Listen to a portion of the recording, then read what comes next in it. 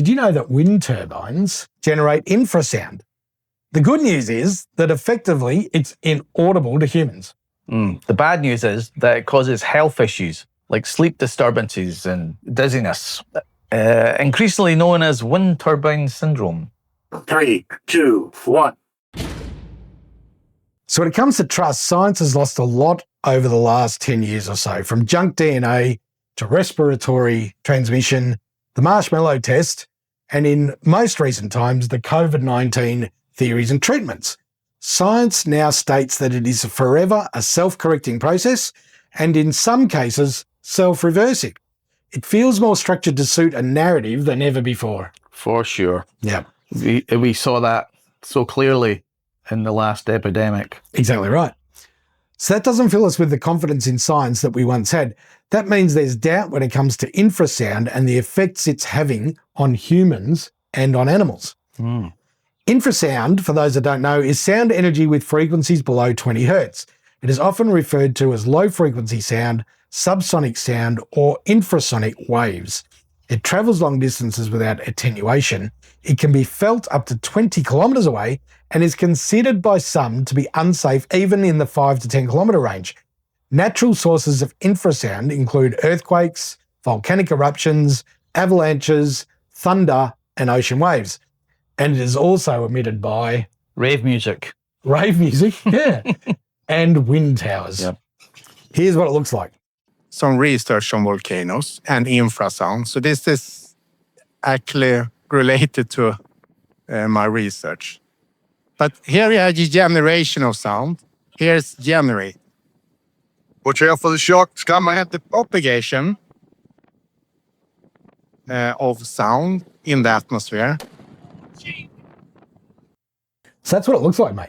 And you can see that effect in the clouds. Yeah, and you saw it getting pushed. Yep. Yeah, it's crazy. Unbelievable. So that's what infrasound does when it's a big bang like that. That's obviously louder than, yeah.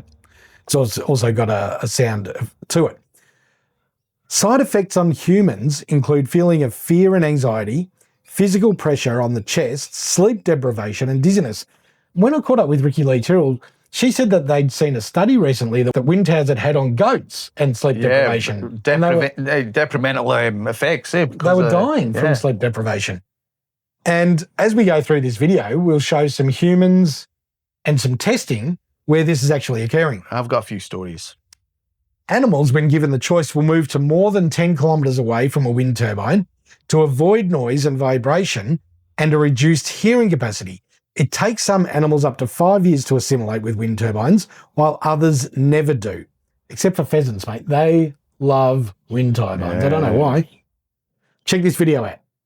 In my professional opinion, most of the nuisance problems and health problems is primarily coming from the pressure pulsations in the infrasound range, which is very low hertz level noise. Probably hear it in kids' car stereos that they have nowadays with a very loud booming noise.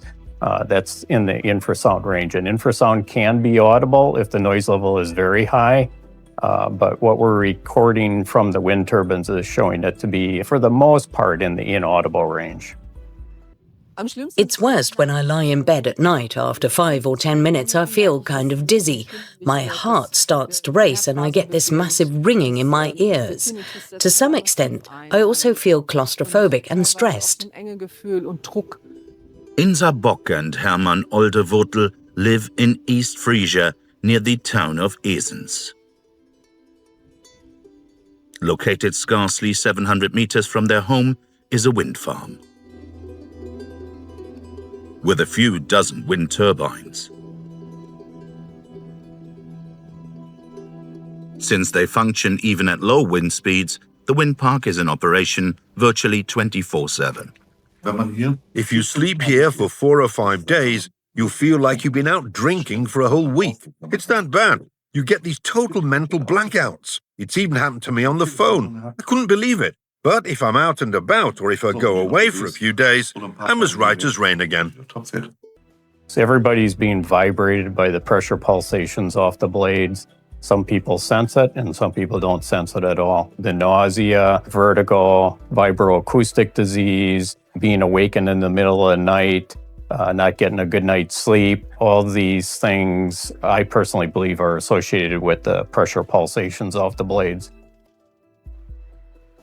I think the most significant thing with respect to animals for me is this family in Colorado that are continuing to lose many, many animals every year.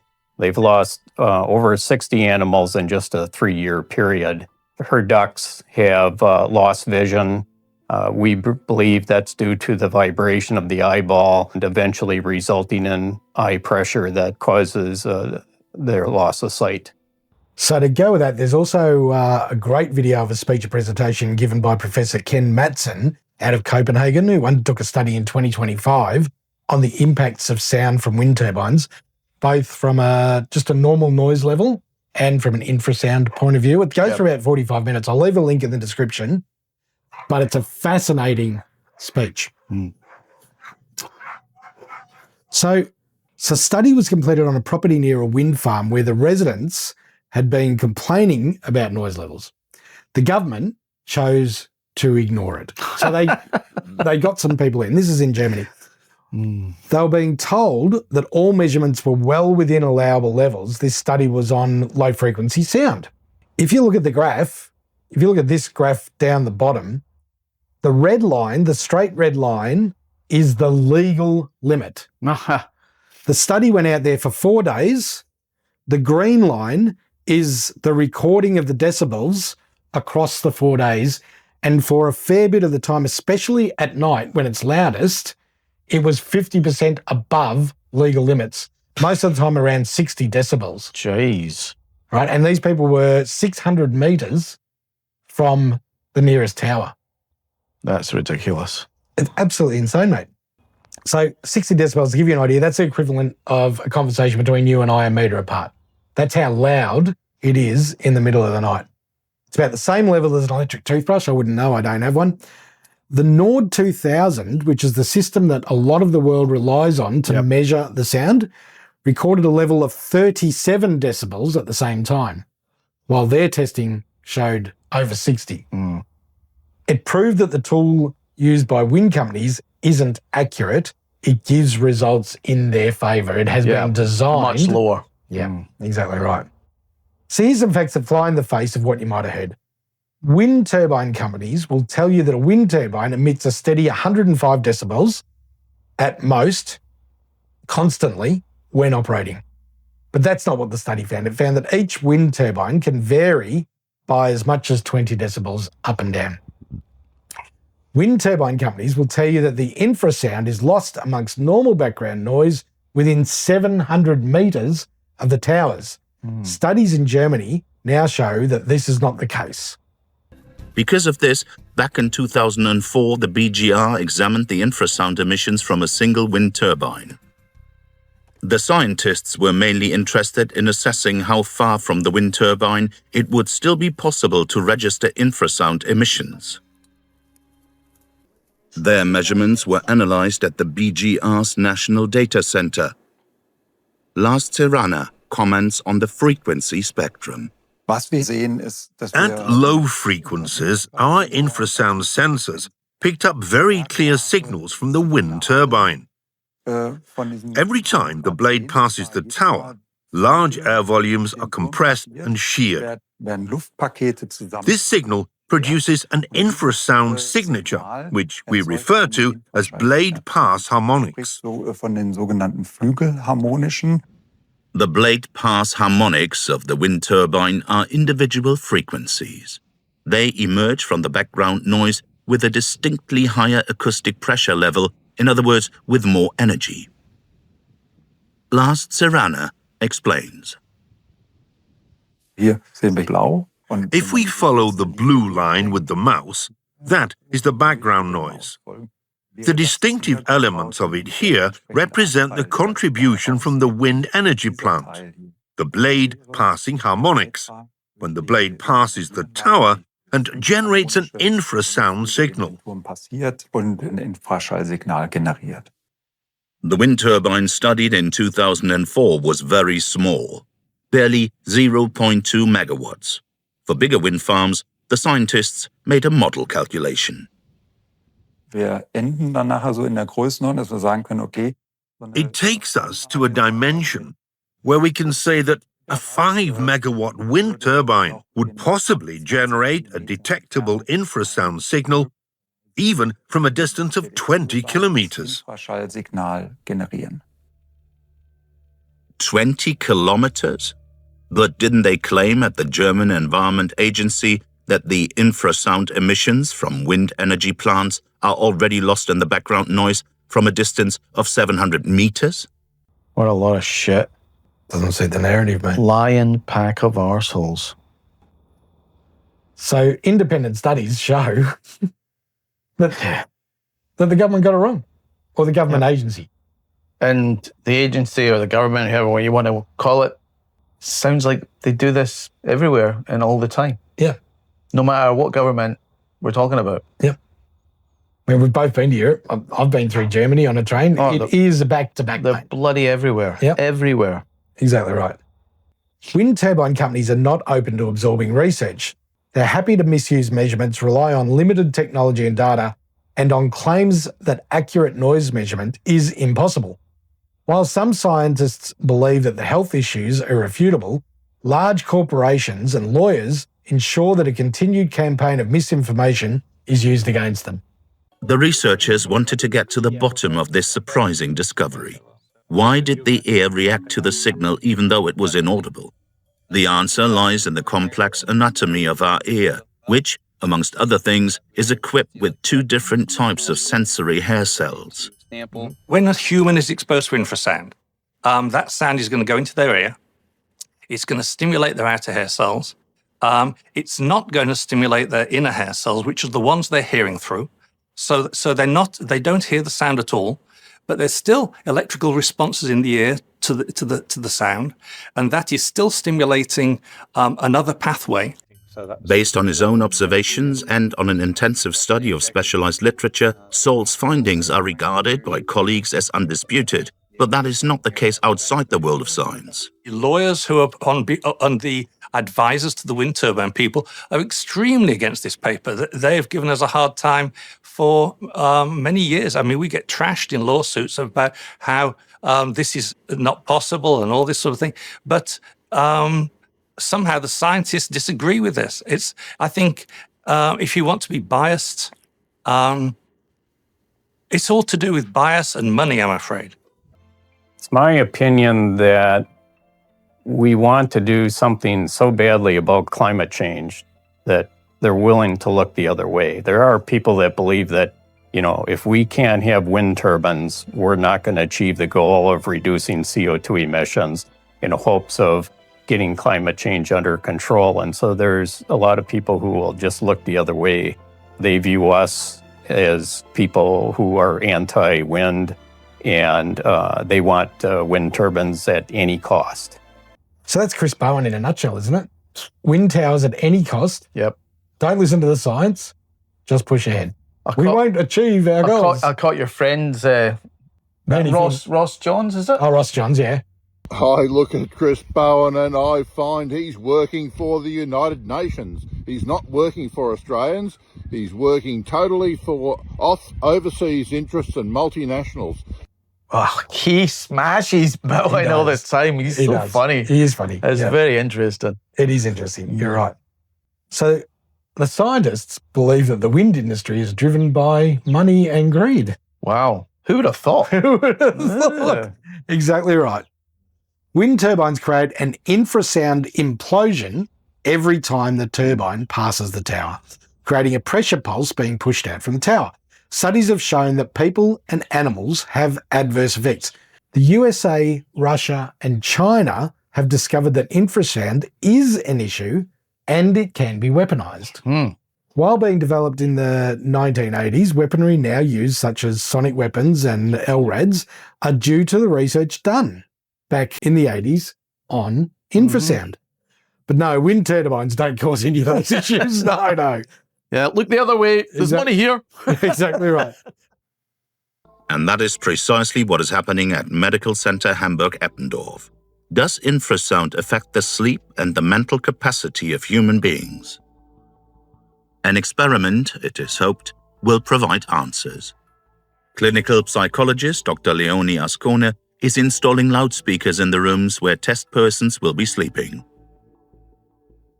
The volunteers in the infrasound test group will be exposed to low-frequency sound for 4 weeks.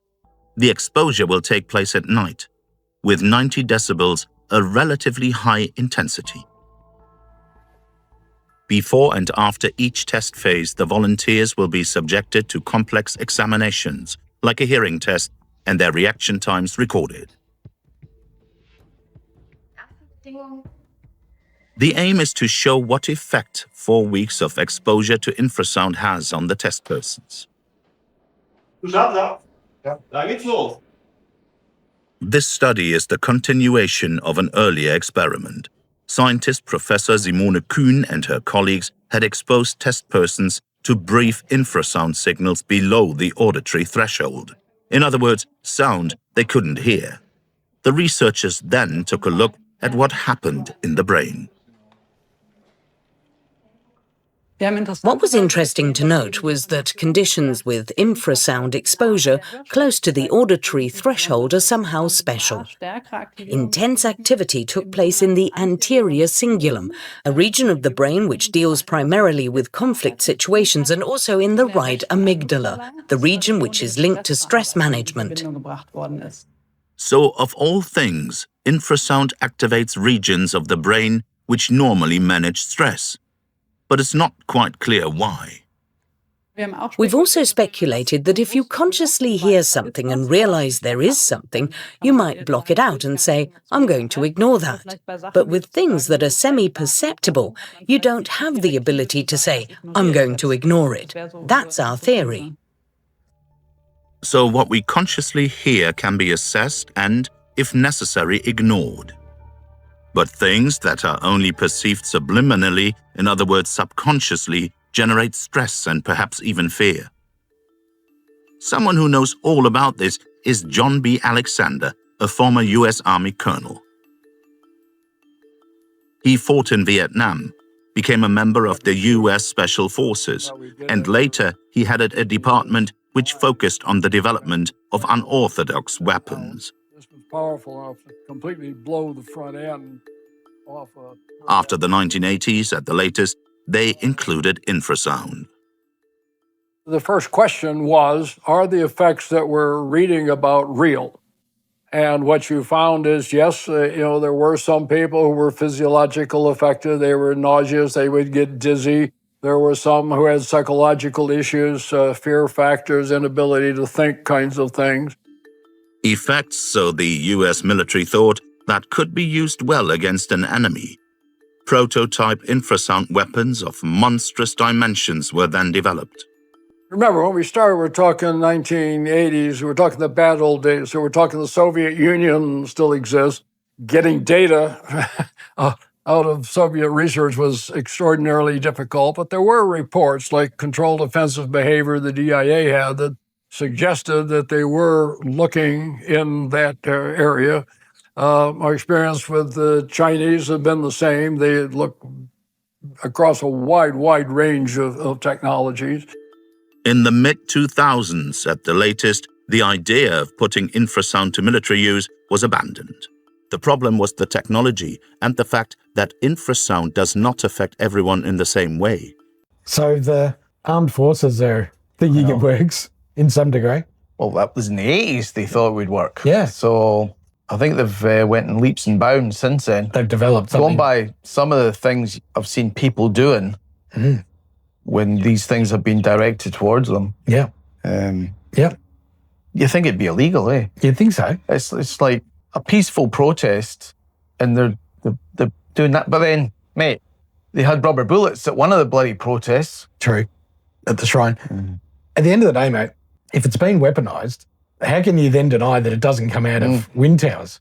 Well, not only that, what else have they weaponised that we don't know about? Yeah, exactly right. Have they turned other things? Maybe our phones, our devices have been turned on us. Well, they have, to a certain extent, because they're listening to everything we say. Yeah. So studies done on the effect of infrasound have been extremely limited in sound levels numbers of participants and time limits. In fact, the most widely relied upon study was one conducted in Finland at a level of 70 dB at 1 hertz on 30 people, limited to 10 minutes exposure. All right? That full report for all wind towers was written and based on studies worldwide. When Australia goes to looking at standards, that is the report they go to. So had them listening to for 10 minutes. 10 minutes. Was it. Yep. That's it. Legislators admit that they leave gaps in legislation to allow for loopholes and for people to slip through the cracks. The Act does not claim to cover every type of negative influence. So there can most certainly be cases where, for instance, someone feels affected by a source of noise in a way or to a degree that the Act does not cover. When a law is made, the legislature always leaves a small area which the law does not cover, and this is something citizens simply have to accept. Simply accept? That is no option for Insa Bock and Hermann Oldevotel. They feel left in the lurch by politicians, betrayed in fact. They show absolutely no consideration for nearby residents. They just make sure that wind park operators are fine, that their wind farms are approved and they can build them and make profit, with taxpayers' money, of course, because we also contribute to all this subsidised electricity. So there is no study in the world that concludes that infrasound created by wind turbines is safe for humans. No study. No study. Not one. Not one. Infrasound from wind turbines is pulsating and fundamentally different from natural infrasound. It induces vibrations, so results in high levels indoors, which is interesting. It is greater at night when the atmosphere is more accommodating. It can't be blocked out or ignored because the effects it has are subconscious because you don't hear it. Yeah. It immediately goes to the brain. It seeps into your life. It can take away your ability to think clearly or to even function day to day. It'd do your sanity even, man. Exactly right. The state government states that studies reviewed by the Victorian Department of Health and the South Australian EPA have indicated that infrasound produced by wind turbines is typically well below the 85 dBg threshold for human hearing. dBg is often used, but yeah, it's not good also. For really low infrasounds, it's useless. Doesn't say much. So yes, don't use it. So that's what Australia is using as its reference. And there's a scientist saying, don't use it, it's useless. It's useless. Yeah. And we're allowing this to happen. We're ignoring those that live near these turbines. We're ignoring the true science, and we've gone all in on the greedy international corporations that are ruining our country. Why aren't these people being listened to? I don't know. 20 kilometres, it's not like... Yep, none of them have been listened to, though. No. None of them. No. Ideology first, greed second. So what do you think, mate? I mean, wind turbines, they've never been our favourite. No. You think about it, they're not recyclable. No. They use oil and fuels, fossil fuels, to operate. They're full of asbestos in some cases. Some of the techniques they use to get some of the little goodies out of the ground aren't exactly children-friendly, are they? No, exactly right. Slave labour goes on for like all these green energy devices. Exactly right. Then you got bits flying off. You got animals dying. You got people having to wear hard hats into their of course, paddocks. the ones that we were seeing on the TV, they were only the 50-metre ones. Yeah, 85 The ones we're getting are like huge. 250 metres. Yep. That create greater infrasound than those little ones that we just saw. Oh, that'll be horrible. And they argue, they're further apart. But they're still being built 600 or 700 or 800 metres away from houses, not even land. It's crazy, man. A few years back, I did a sound engineering course. And the guy was saying to us, so do you go to raves? Do you like rave music? I'm like, nah, I don't like rave music. He said, but do you feel yourself tapping along to it and sort of going, yeah, I don't like this, but it's good. I went, yep, exactly. He said, what's happening there is the bass, the doof-doof sound that you can't actually hear is hitting your body and stressing it out so much that little capillaries all over your body are probably exploding. This is how he said it. I don't know if it's true. And he said, then what happens is your adrenaline rushes to those areas to protect the capillaries or whatever stressing your body out. And he says, that is the reason you feel a little bit, when it's going off. You get that sort of, I hate this music. Why can I not stop moving? That's the reason. And it made sense. And I was like, oh, that's very interesting. Probably the only thing I can remember from the course. Really? Oh, yeah, pretty much. Yeah. I liked it a lot. Yeah. That part. Yeah. I mean, at the end of the day, it's just another one of these things we've rushed into without any care or consideration or proper scientific testing being done. We're relying on the scientific testing done by the corporations, the wind tower companies. I mean, come on. What are they going to find? You'll probably find in a lot of these things, the small print that says, oh, by the way, this can cause some harm. Yeah. It gets smaller and smaller, but it's in there. Yeah. That's a disclaimer. Yeah. And don't sue us. The phones have got like a disclaimer. You know, we're not meant to actually carry them on our bodies. It has to be at least 5 millimeters away from us at any one time. Why? What? I don't know. Why? Exactly. Radiation. And they're saying you probably shouldn't hold it to your ear when you're talking to people. But that's the way we've always done it. That's how you hold the phone. Yeah. You don't see young people doing it, though. Everybody's on the speaker. But it emits low frequency or whatever, and it can't harm you. But has any proper testing been done? Who knows? Probably not. Probably just went, look, this is big. Let's just go with it. Money. Money. Because that talks, mate. Great, yeah. So let us know what you think, everybody. There's a few people that have contacted us about the noise around wind farms. There's the guys that are out near the Strzelecki's or down Gippsland Way who actually took the wind tower company to court and won because of the noise. But in the meantime, he had to brick up all the windows on that side of his house, mate, to try and get the noise out. And they just completely disregarded the regulations on noise and put in generators and motors that were way dearer. So it's ridiculous, man. Absolutely terrible. Yeah. Let us know what you think, everybody. We really don't want to be going down this path. No, not at all. Leave a comment. Let us know what you think. Thanks, guys. See ya.